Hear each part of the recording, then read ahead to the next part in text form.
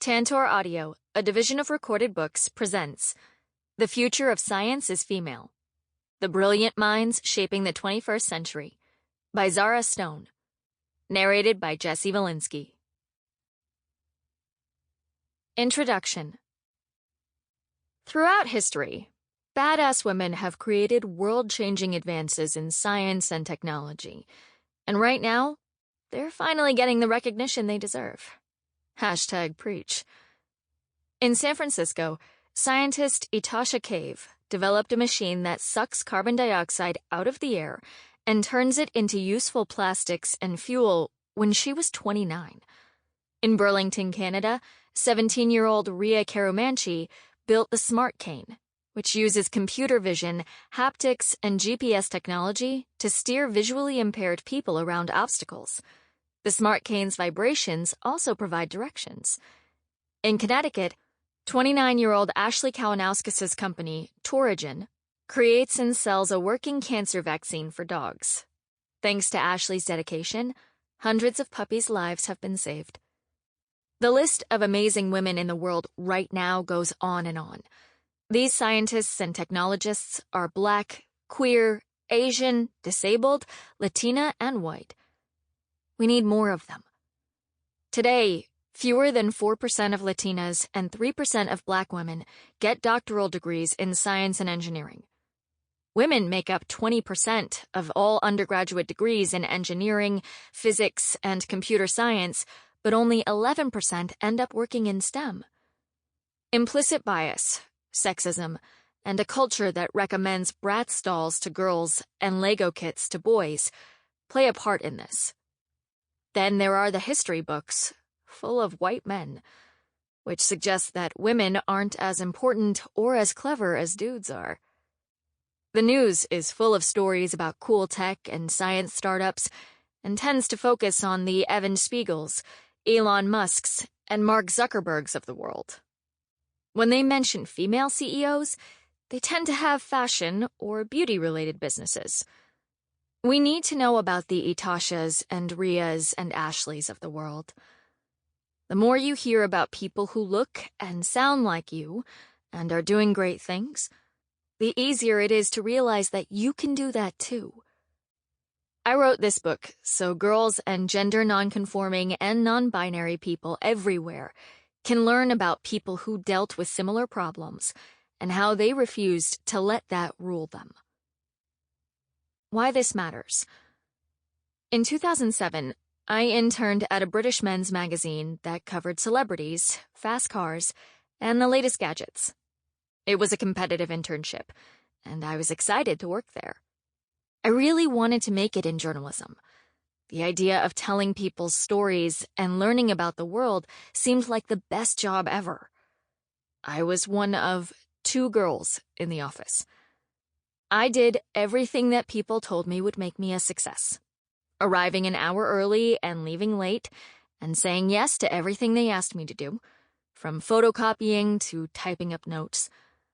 I loved the energy of the place. Early on, I signed for a delivery of products from a big electronics brand.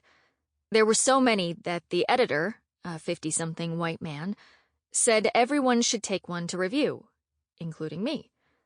The pile included headphones, a camera, fitness trackers, and more. He asked me what I wanted, and I said I'd love to review the camera. He frowned. "Why not take the electric toothbrush or the hairdryer?" he said. "I think you'd be good with them." I nodded. I was trying to be the best intern ever, remember? And took the electric toothbrush home. A week later, I turned in a kick-ass review, which went in the magazine. Then they gave me a hair straightener to review, a pair of smart scales, a pink laptop. I loved learning about technology, but I hated being put in a box. I've never forgotten that editor. Maybe he genuinely thought those gadgets were best for me. Maybe he didn't realize how sexist and belittling it felt to be the girl with the pink technology.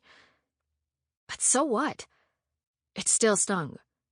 And it influenced what work I did there, and how other people looked at me. His microaggressions stuck with me. I went on to have a great career in journalism, with a focus on the intersection of culture, technology, and science.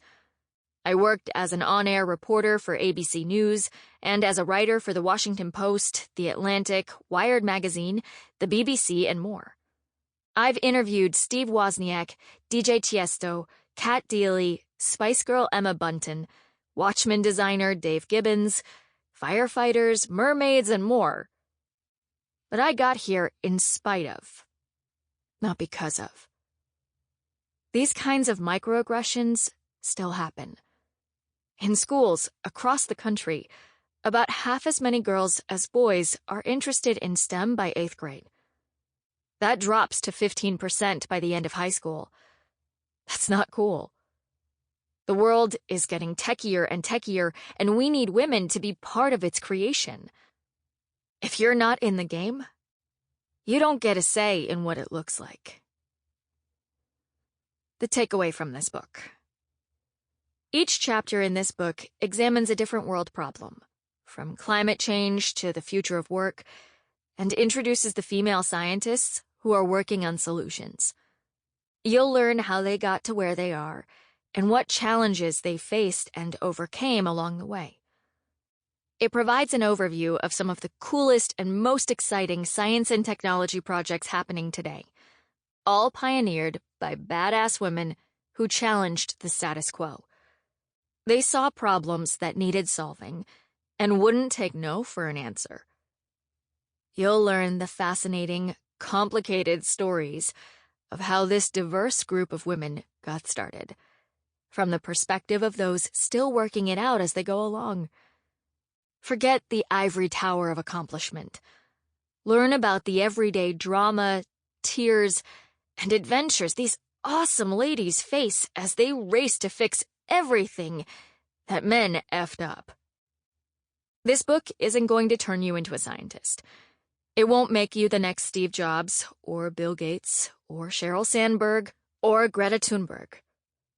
But it will show you that way more women than you thought are working in these fields, and that they're involved in awesome and incredible projects, some which seem like they're lifted straight from Hogwarts.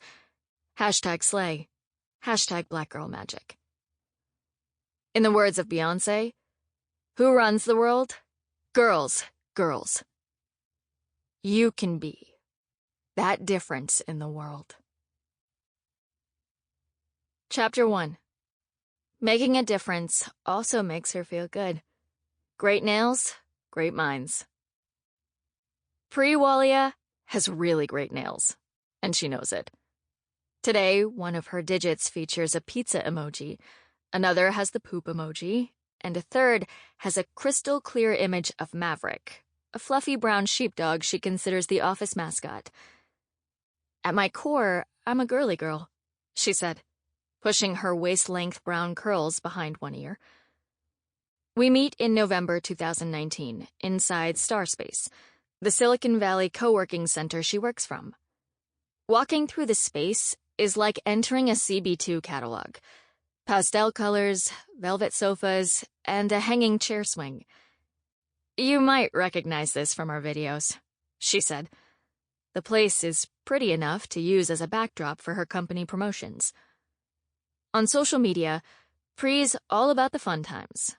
Her feed features beautiful sunsets and international travels, and she's pictured in cute dresses, hanging with friends, and swigging white girl rosé. With her love of fashion and beauty, Pri stands out among the tech bros in their Patagonia fleece-lined vests, joggers disguised as jeans, and Allbirds sneakers. The fact that she's a girl also sets her apart. In Silicon Valley, men hold around 80% of all technology jobs. It's about the worst possible place to found a beauty startup, even when it's a technology and beauty company. Working in beauty wasn't in her life plan, but the beauty space, nails in particular, has been her world for the last 5 years. Pri didn't pay a manicurist for the cheeky pizza emojis and puppies on her digits, and she didn't paint them herself. Her tight-looking talons are courtesy of the Nailbot, a portable printer that prints nail art on her fingers. Designs are chosen via her cell phone app. She knows what she likes. Growing up, she had every manicure in the book. French tips, gel manicures, glitter, stripes, geometrics, with talons every color of the rainbow.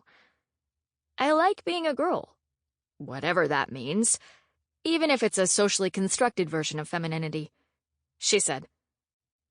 I like getting my hair done. I like getting my nails done. I like getting spa treatments. They make me feel good. Making a difference also makes her feel good, which was why she founded her company, Prima Donna, with the Nailbot as her first product. Sure, great nails won't get you to the White House, even if they might help, just a little. But if that's all you see when you look at the Nailbot, you're not thinking big enough. Our big vision: can you learn how to code nail art? Says Pri. She views the Nailbot as a stepping stone into the larger world of STEAM, science, technology, engineering, art, and math. The nature of this product is that it's a vehicle for more. Artists, hackers, coders, and programmers. Yeet. So yes, your nails will look sweet, but that's just the beginning. Learning to build a touchscreen printer and coding in your nail designs will get you far in life. The idea is to use the Nailbot to get male, female, non-binary, and trans people interested in technology. Once she has their attention, she introduces them to STEM initiatives and the Maker Girl program, which teaches 3D printing and STEM to girls ages 7 through 10. Here's why this matters. For better or worse, the world runs on code right now. It's how traffic lights change from red to green, how food gets from the field to our plates, and how medical robots perform a bunch of invasive operations. It's how stores decide what dresses to restock and how schools evaluate your grades. But most of this code is written by dudes. In 2018, women made up around 21% of the global tech workforce at Google and Facebook, the companies essentially running the world today. In 2014, this stat was worse. Women made up 15% of tech jobs at Facebook. For women of color, it sucks more. In 2018, 0.8% of female tech hires at Google were Black, and 1.4% were Hispanic. At Facebook, the numbers were so low they didn't separate them by gender. 1.3% of all tech hires were Black, and 3.1% were Hispanic. Working in technology is about more than writing the code that runs the world. Coders also get big salaries, big perks, and big power. They matter in the world order. So the fewer women there are on the payroll, the less it looks like women matter. Sure, in the olden days, women stayed at home and men went to work. But people also had smallpox and polio. Today, most schools run coding classes and special programs, so all genders get a shot at learning these skills. In many schools, they're required subjects. If you fail Java 101, you have to retake it. But, and it's a big but, while most everyone now learns to code in school, that doesn't mean they code at home.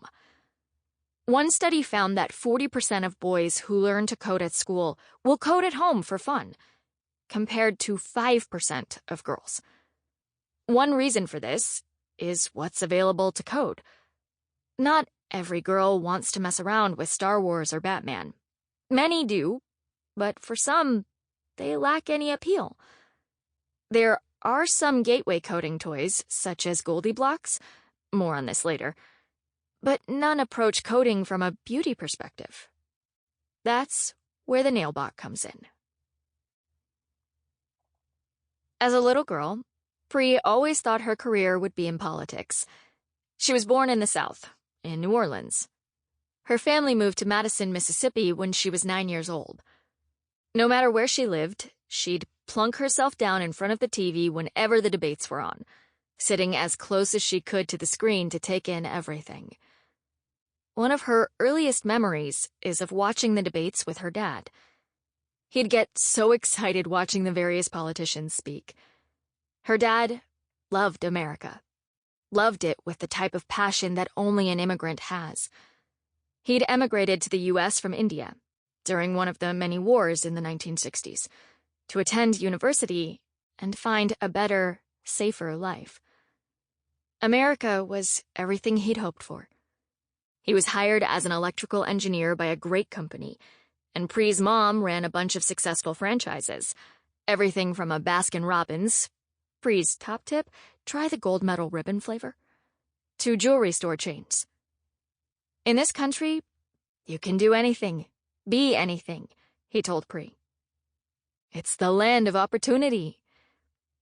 Maybe I'll be a senator one day, she thought, or even the president. At school, she took speech and debate, working on her diction till all traces of her Southern accent were gone. She signed up for student council and organized the school's philanthropic drive. Her favorite thing was getting people together, all working toward a bigger purpose. She craved the feeling of a task successfully completed. That feeling of achievement was addictive. In high school, she interned for the Mississippi Secretary of State, helping out on charity enforcement. I was fascinated by the political process, she said. But Pree realized that being in charge wasn't what drove her. Whether you're heading student council, running for president, or being an entrepreneur, it's about having a vision of the future. Pree and her two elder sisters, and sometimes her little bro, helped out with her mom's businesses. Many nights, she'd scoop ice cream for the local kids and listen to their chatter. So many different people, so many different wants. The world was so big, and there were so many things she could do. After high school, she studied history with a gender studies minor at Northwestern University. College life was awesome. She joined a sorority, made lifelong friends, and enjoyed feeling like an adult. But Pree found that she couldn't stay away from politics. In 2003, she volunteered for John Kerry's presidential campaign. Spoiler, he lost. And when she graduated from college in 2004, she was hired by Campaign Corps, a program at Emily's List that supports women that are running for office. For an entry-level graduate, the program worked a bit like Teach for America. After learning how to operate a campaign, Pree was sent to a congressional race in Arizona. She followed this with a stint in Washington, D.C., working for the Democratic Congressional Campaign Committee, then headed by Nancy Pelosi. Next, she headed west to work on the California primary for governor. She was 24 years old. Still unsure about what to do with her life, she applied to business school, hoping that would narrow it down. Maybe consulting? That would give her variety and a chance to keep affecting large groups of people. She applied to all the big-name firms, but no one would hire her. I think that with my crazy energy and my crazy background, I wasn't the best fit for them, she said. She confused the companies. A history major with a background in political campaigns and ice cream who wanted to get into consulting? Frustrated, Pree worked on a new plan. She knew that she valued a high-energy workplace that operated at a fast pace. Maybe joining a startup? In 2009, she was hired part-time by a San Francisco Bay Area startup that specialized in advancing LED light systems. They focused on connected technology and color-changing bulbs. She was the only woman on the team. But the world was changing around her. By the time she left, almost a fifth of the employees were women. The tech landscape was changing in other ways as well. In 2011, Debbie Sterling, a 28-year-old designer at a San Francisco branding firm, was inspired by a chat she'd had with her friends during brunch. They were reminiscing about the favorite toys they'd played with as kids when one woman complained that she'd had to borrow her brother's Legos, as they were never bought for her. Debbie knew that feeling well. She'd grown up in Rhode Island with the idea that engineering was a nerdy and intimidating world. Her parents wanted her to be an actress. They bought her Barbie dolls, but no Legos. Engineering was just for boys, she thought. I was so wrong. Despite having no construction toys as a kid, with a teacher's guidance, she'd turned to science and graduated from Stanford University with a degree in engineering and product design. I became obsessed with the idea of getting girls interested in STEM through toys, she told reporters. For the next 9 months, after she finished work, she pored over research about how kids' brains develop and how the different genders learn. My aha moment? Realizing that combining storytelling with building was a way to get girls interested in STEM, she said. She'd discovered that young boys have good spatial skills, one reason that they love Legos so much, whereas young girls have great verbal skills. They're all about the characters and the stories. Debbie named her company Goldie Blocks, targeting 5 to 9-year-olds with a book and build combo. The kit contained a construction set and a book, starring Goldie, a blonde tween inventor who loved purple overalls and taking things apart. Whenever Goldie had a problem, she built a machine to fix it. The set let kids build that too, unknowingly learning basic engineering principles as they followed her adventures. Debbie's color palette was light, fresh, and fun. There is pink in there, but it hasn't been pink-washed. After Goldie, she introduced Ruby Rails, an African-American coding whiz. Excited with her design, she brought her prototype to the New York Toy Fair, the best-known toy fair in America. No one liked it. I was told that toy patterns were innate. Girls liked playing with dolls, and boys liked building, she said. They told her it was a noble cause, but it would never go mainstream. She disagreed. I knew these were outdated stereotypes that needed to change. She wasn't going to quit now. She believed so much in the project that she'd spent her life savings on it. So she turned to Kickstarter. Goldie Blocks is to inspire girls the way Legos and erector sets have inspired boys to develop an early interest and skill set in engineering, she wrote. It's time to motivate our girls to help build our future. She offered rewards to people who contributed, including a yellow t-shirt that read, "More than just a princess," with the O replaced by a machine cog. Her video went viral, proving what she already knew. Kids were crying out for this. In 2014, Goldie Blocks' ad aired during the Super Bowl, and in 2019, the company was valued at more than $40 million. Debbie wasn't the only female entrepreneur making waves. In 2014, engineer Sarah Chips and fashion guru Brooke Moreland decided to team up. The longtime friends launched JewelBots, a plastic friendship bracelet that teaches girls to code. A flower adorned each JewelBot bracelet, which was fully programmable. You could set it to react to your friends, buzzing when Bryony was near, and changing color if it picked up Margie over Bluetooth, for example. It could also send secret messages to pals, and the open-source app allowed users to create their own programs, such as class schedules or texting their parents if they felt unsafe. Girls are not one-dimensional, Chips told reporters. We want to show them that you can be interested in tech and everything else that's fun about being a girl. Then there's Ruminate, founded by 23-year-old Alice Brooks and 25-year-old Bettina Chen, 2 engineering undergrads who'd come up with a novel take on the traditional dollhouse.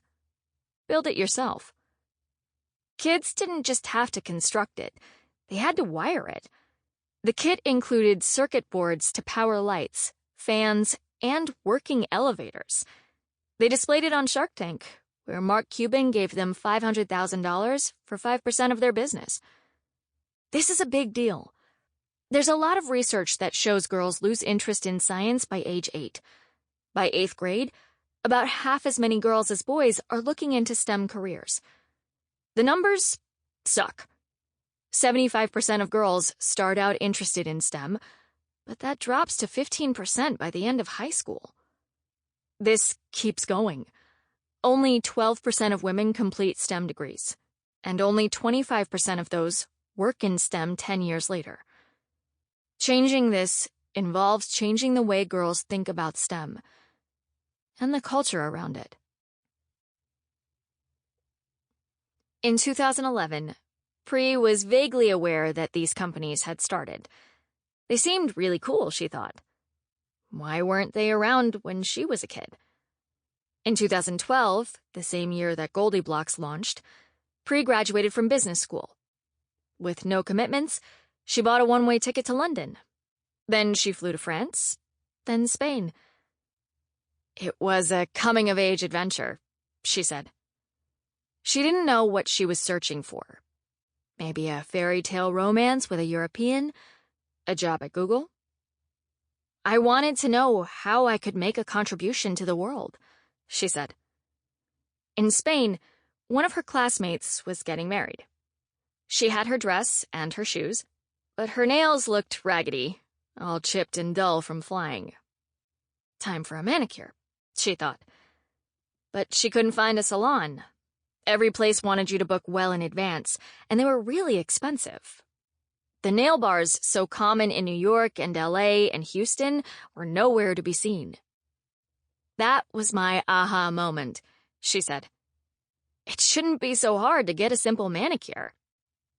She flew back to the States at the end of summer and took a full-time role at the LED startup in California. But her nail idea, still unformed, bugged her. She kept coming back to it, over and over again. What we need is some kind of portable nail salon, she thought. She'd never worked in fashion or beauty. All she knew was politics and connected hardware. Maybe that's a good thing. A weird advantage, she thought. She knew how to work with people in Silicon Valley, how to raise money, and how to get people interested in what you were saying. She kept refining her idea. The travel nail salon idea was quickly trashed, but she kept returning to the idea of a printer.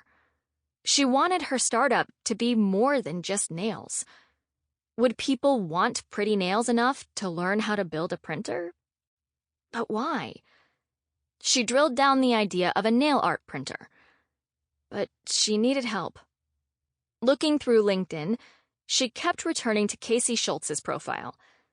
Casey was a systems engineer with a background in inspiring girls with cool, creative technology. Pri messaged her, and they met up at the co-working space where Casey taught kids how to use Arduino. They clicked. I want the Nailbot to be the first in a long line of products, Pri told her. The point is pretty nails, plus learning design software, coding, and more. Casey was in. Now Pri needed to decide on a company name. She thought hard about that. What did she want her company to be called? How would it represent her and her mission? She didn't want to go childish or stereotypical. No using words like princess nails or fairy prince. The word printing gave her pause. Saying it slowly, out loud, it sounded like her name. Preenting. Prima donna. Prima donna. She liked it. We're taking it back, she said. Sure, the term prima donna has connotations of being difficult, but that was entrenched sexism. She's reclaiming it for herself. The original prima donnas were these very talented women, the stars of the show, she said. People want to consider them difficult, but look, if you're a CEO, that's visionary, of course. You're going to be difficult. I think the best leaders are difficult because they're always pushing you. You're going to stand for something. Next, the duo turned their attention to money. Casey was working her day job, so it was up to Pri. But to reach people, they needed some cash. That shouldn't be too hard, she thought. The Valley invested huge amounts in silly startups every day, such as $118 million. Sample complete. Ready to continue?